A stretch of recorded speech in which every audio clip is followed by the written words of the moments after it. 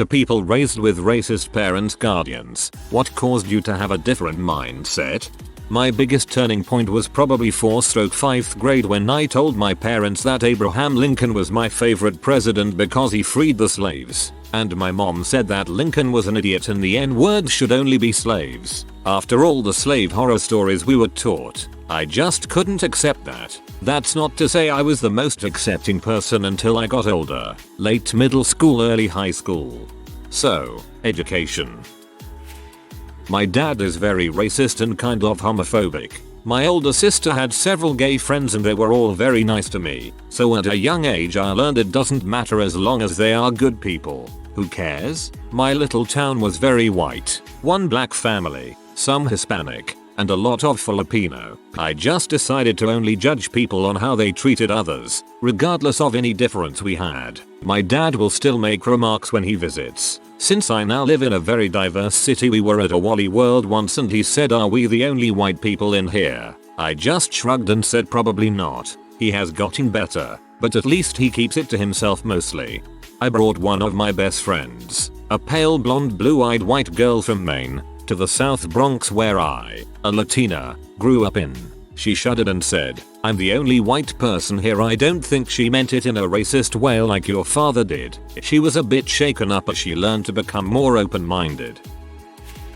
My dad was kind of a homophobe growing up, and the event that changed my mind was my best friend coming out. When I was finally told, I found out that I was the last person to know. My own best friend was afraid to tell me because of some sideways remarks I made growing up, and it really opened my eyes to how wrong my upbringing was. We're totally fine now, and he was even in my wedding party, but it was a total shock. That happened with me too. Both of my childhood best friends are like that. By routinely seeing their beliefs not match up with reality. Also, going through life with nothing but fear and contempt for people who are different struck me as pathetic, shameful and self-sabotaging. The army. Primarily being forced to interact and cooperate with all these people from everywhere with every kind of difference you can imagine. Sad thing was I never knew my family was racist until I left the military and moved home. I can't stand the way they talk and I call them out every single time. They are changing. Slowly, but they are. Heck yeah to the calling them out. The world is getting better, but the thing that will allow racism to fester is apathy. That's just the way there ain't a good excuse anymore. Having a gay aunt who was co-raising a black daughter on the other side of the family. It's difficult to be a bigot if the out group has a swimming pool and regularly orders pizza with you. We should kill all the gays now. We got ice cream and a home theater. We should kill all the gays later. Getting out of the house. My dad was a huge homophobe and it wasn't until halfway through high school that I realized how wrong that was. It coincided with me getting a car and not being around him so much. I have a similar situation. My dad is both homophobic and racist. He does not know I am not straight and most likely never will. I was raised in a high demand religion cult which promotes homophobia, exclusion, and racism. The thing that changed me, honestly, was watching documentaries. I started working for myself doing leather work. I was working with my hands all day and began watching all sorts of documentaries just to have something going in the background, and watched basically anything that sounded interesting. I'd begin watching something that I was completely opposed to, didn't agree with: abortion, legalization of same-sex marriage, immigration, etc. And hearing different sides of the argument along with humanizing these large groups of people I thought I had nothing in common with, just really started to make me feel empathy towards them. In the end, I realized we all feel the same feelings. Everyone is just trying to do their best. And who am I to say people can't do things just because it makes me more comfortable to feel right about everything? My brother also came out as bisexual a few years into this transition out of beliefs, and I was so glad I had gone through that shift, because rather than worrying about his eternal salvation, I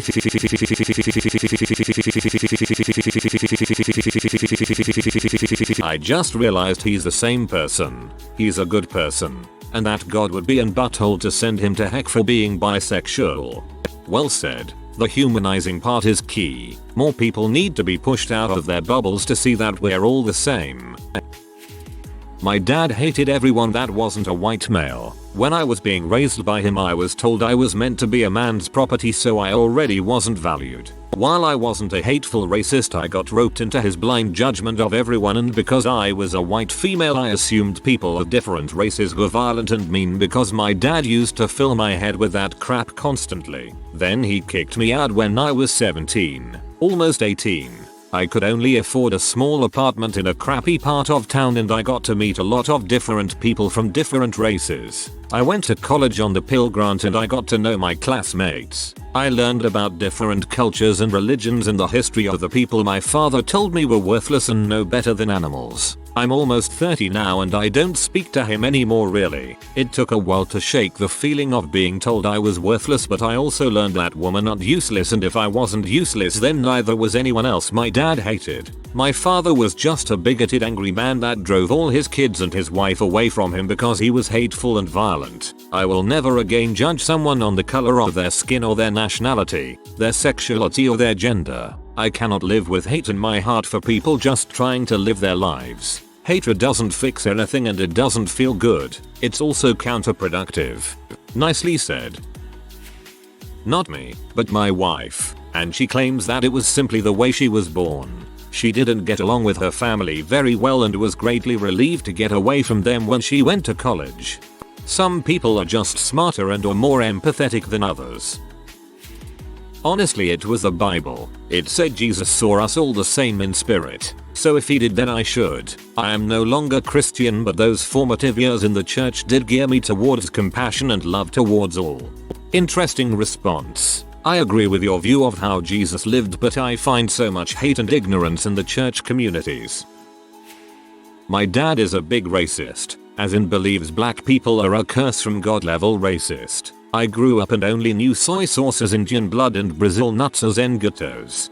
Things that caused me to have a different mindset. I came out as a lesbian when I was 15 and discovered that all the things I'd been told about LGBT people growing up weren't true, which made me reevaluate what I learned about other groups of people through my dad. I went to college and realized that a lot of young black people were there getting degrees, which surprised me because I was told they all just went on welfare and lived the rest of their lives off the government. I saw where my dad and his parents were in terms of happiness, open-mindedness, kindness, and generosity, and decided that's not what I wanted to have and traced it back to their toxic mindset. Nowadays, even though I put in a genuine effort to not be racist, the first knee-jerk reaction whenever I see a black person making a normal human mistake, my first thought is, well, of course they can't do this. It's obviously because they're black. These mindsets definitely can leak into the subconsciousness of those around the racists, and getting the racism out is a hell of a lot harder than putting it in.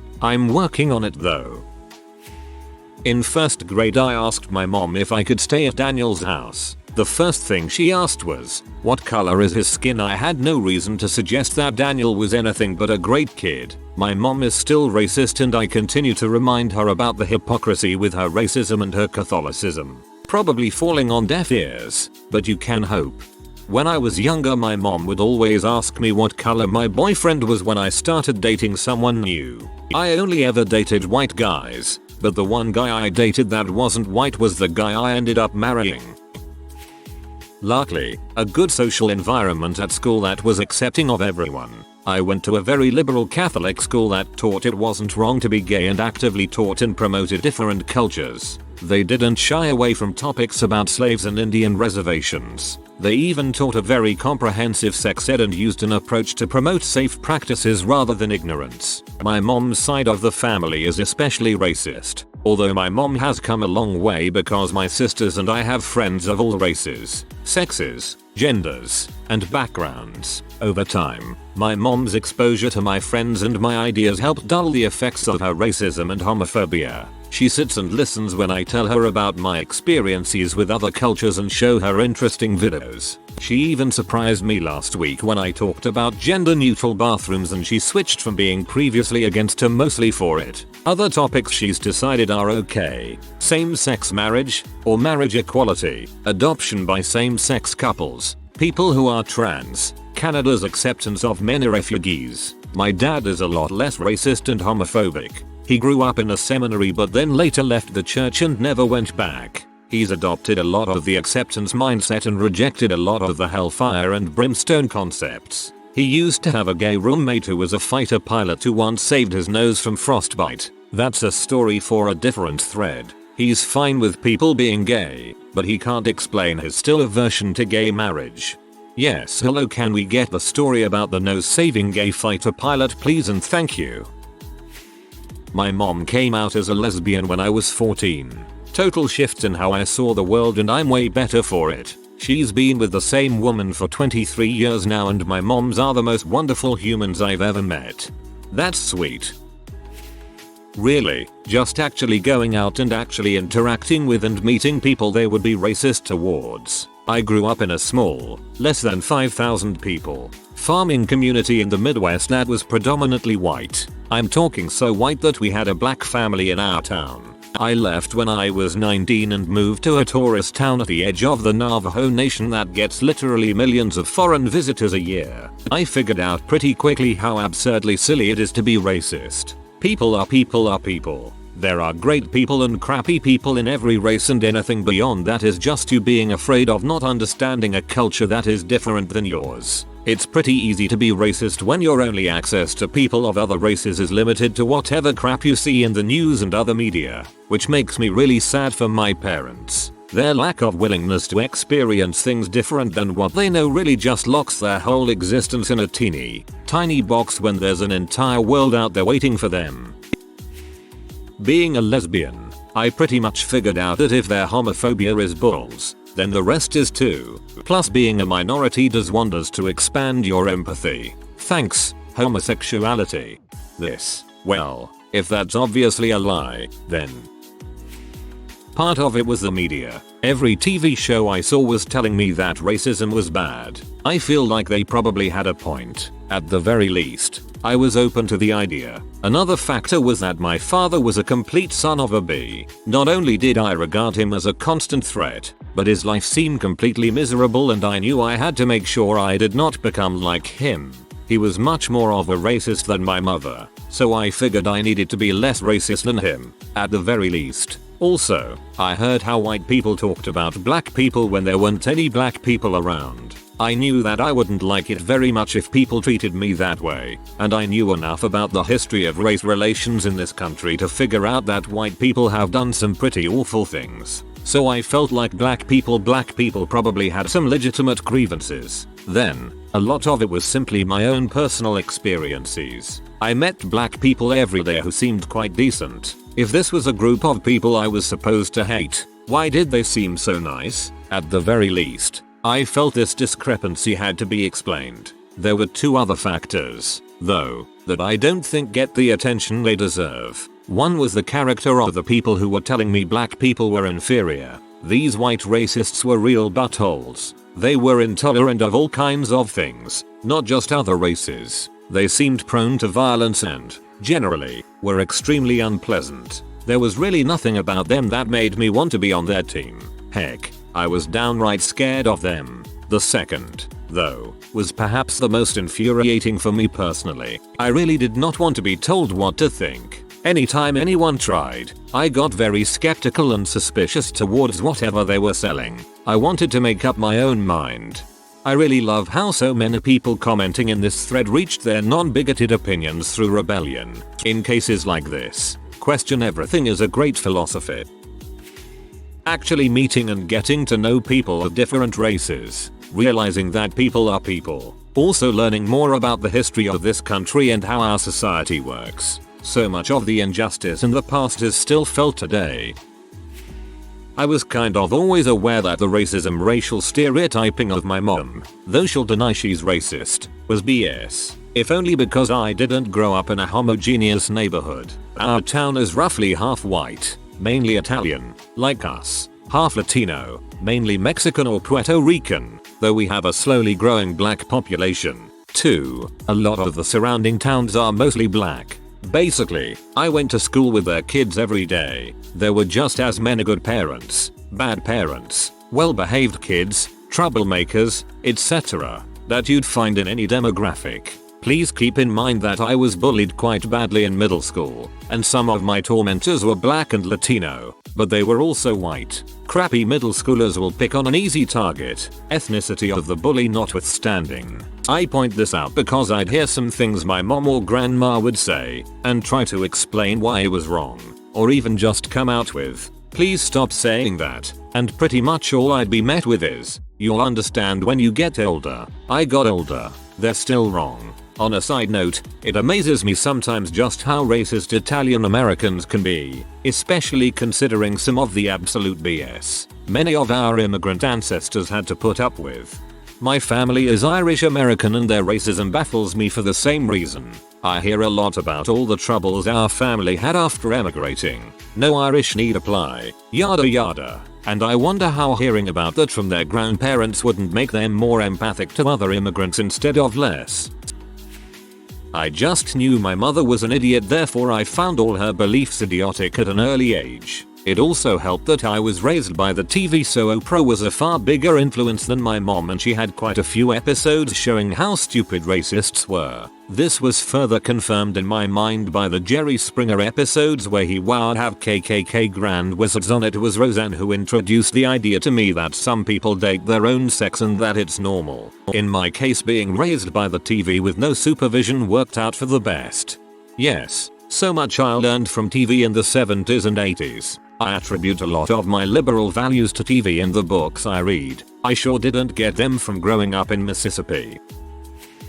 I was a nerdy, outcast, overweight kid and always the underdog. This automatically made me root for the underdog, disenfranchised, dismissed, underrepresented, etc. person in every situation.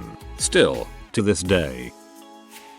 My father is a casual racist who knows better than to be racist in public but will totally spew some ridiculous crap in private. My brother and I always thought he was an antiquated butthole who was behind the times, so we don't take his opinions on anything seriously. Ironically, he is the one who exposed us to so many other cultures because he was a hardcore foodie before foodie culture went trendy. If it was a tiny dive restaurant run by just off the plane immigrants where we were lucky to get an English translation menu, we were there for dinner. He would go on and on about this people are blah blah blah, but this place has the best insert country's food while we drove there. I now live in NYC and will continue to search and eat at the tiny family run spots, but I'm not going to diss their culture, their country or their skin color.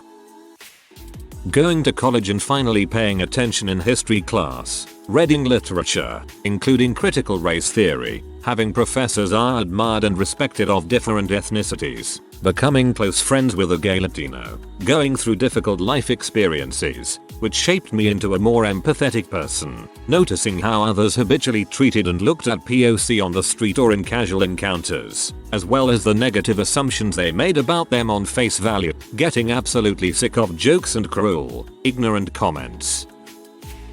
I was raised by racist parents in the 1970s. The mistake they made was setting me in front of a television with a new show called Sesame Street. Being adopted, I am brown unlike my white, American parents. So being brought up to distrust all those blacks or the wetback thieves were lessons that we're never going to take. I later took 2 years off of college to work to elect African Americans from my community into public office. My father in particular was less than supportive, but the fact they were all Democrats may have played into that as well. My parents are not racists, but my maternal grandmother and a few of my aunts again on my mom's side very much are. They never dropped N-bombs or anything like that. Instead it was little comments like, "Oh, you know how they are," when speaking about anybody that wasn't white, straight and Christian. Unless of course it was someone they personally knew and liked, in which case it was, well, she is okay. They are not like the rest of them. Freaking ridiculous. Once I grew up and got out in the world, I realized just how wrong and ignorant they were. I really don't talk to that side of the family anymore, and while the racism isn't the biggest reason why, it definitely didn't help. Realized I wasn't straight. Family was homophobic as heck, on top of being racist and generally bigoted. Once that was realized, it sort of started this great unraveling of the mindset that I had grown up with. Now I'm the black sheep of the family because I'm the weird one who is very vocal about her opposition to racism, homophobia, oppression, etc.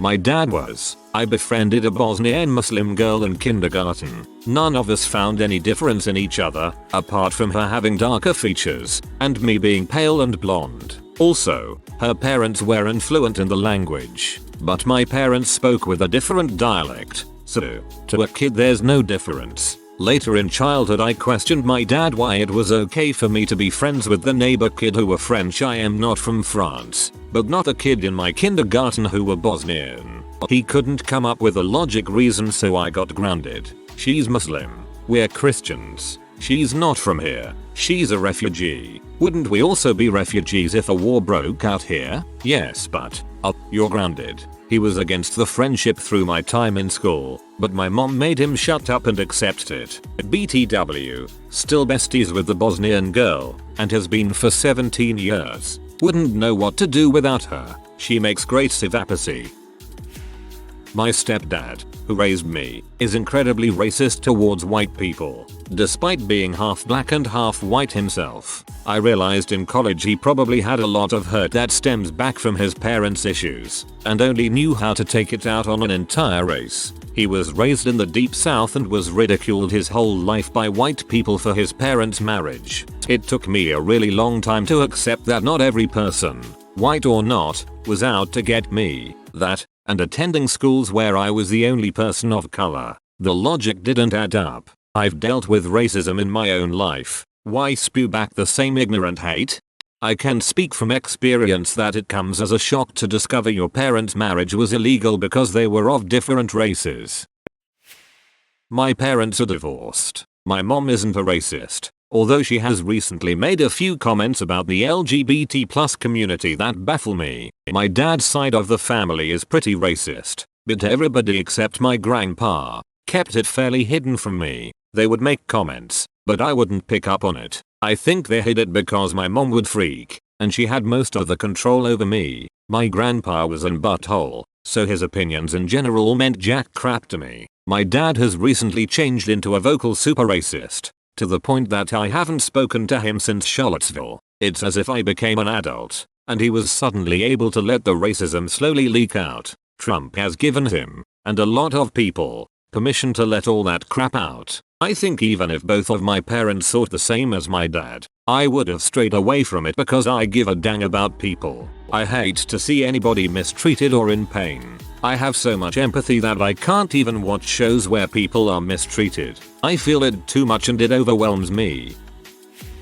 It took a lot longer than I'd like to admit, but it was small steps for me. I made friends with people who were different from me in school, then assured myself that they were the exceptions to the rules that I had been taught about different races. A good friend in high school came out to me as gay, and I remember thinking, well, you wouldn't do something like that on purpose, and thinking about how much I loved that friend, even if my parents had raised me to believe that gay people were faking it for attention. It wasn't until college when I saw how diverse my close-knit friend group was that I had the moment of real clarity. My parents are racist, and I spent a large portion of my life being racist, too. My parents were wrong, and I'm just now learning a really basic thing about being a person. It's embarrassing to see all of these other people who had their moments early or just rejected backwards thought processes from the beginning. But I'm just thankful to have had the experiences that led me out of my previous mindset.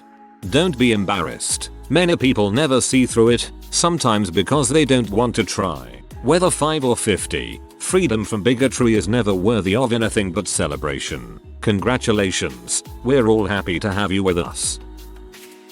I realized that it was ridiculous, cruel and unfair. People of all types can be wonderful or awful, and more often than not it's got frick all to do with their ethnicity. When you interact with diverse populations of people in many different settings, you learn this rather quickly. Learning how to be empathetic to people of all sorts helps a lot too. This is something my racist dad is really bad at. He's not an inherently mean person, but he's nearly incapable of seeing something from someone else's point of view.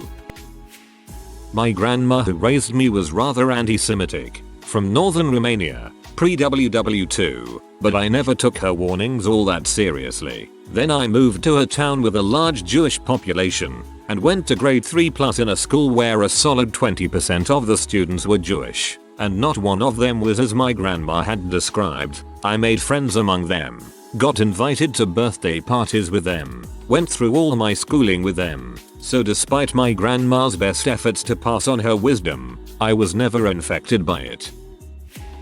I grew up in places where there were a lot of people of color. I ran track with a primarily black team who were all supportive. My dad was in and out of jail, a racist, abusive pose. Him and my mom were never married and my mom had a kid with this guy's Damien, black man, who was there for me and treated me and my older sister like his own. Became kinda clear my dad was an idiot.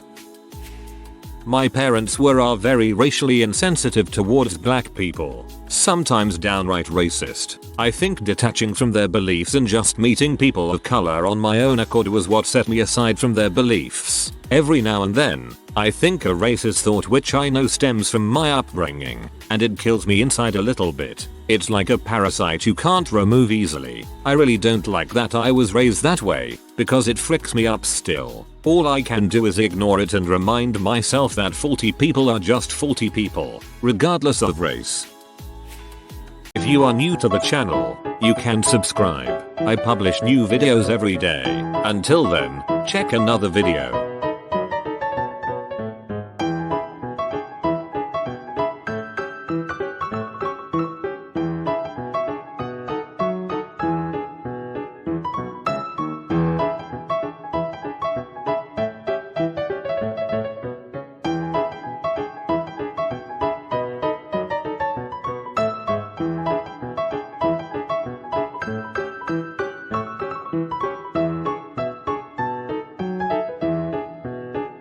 Bye for now.